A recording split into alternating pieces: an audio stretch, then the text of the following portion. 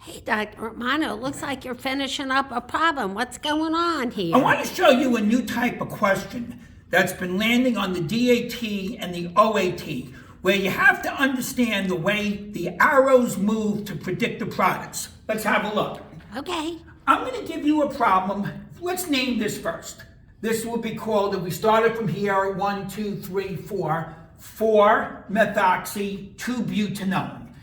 I'm going to take that compound and treat it with sodium methoxide. All right, I want you to watch the way the arrows move. The first thing that I'm going to do is I'm going to remove off a hydrogen. Now, there's an alpha proton here and an alpha proton here. If I removed it from here, it would be faster, but nothing happens. So let's remove it from the inside. Notice the way the arrows move. This moves here, and then this is going to move here to produce this carbanion. So there was 2 arrows. Now, this is going to be very stable, right? Why is this a very stable compound? Because this can have resonance with the carbonyl. So now, this electron moves here, and this electron moves here, and we get this is the final product. This mechanism is called an E1CB mechanism.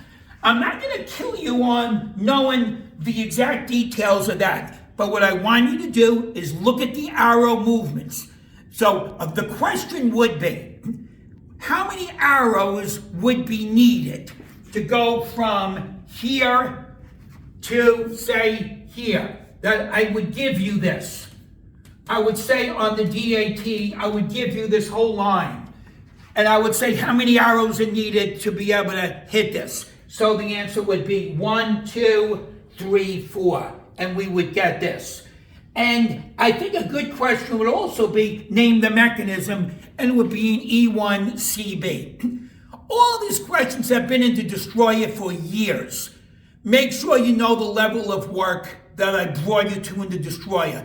It's a tough book.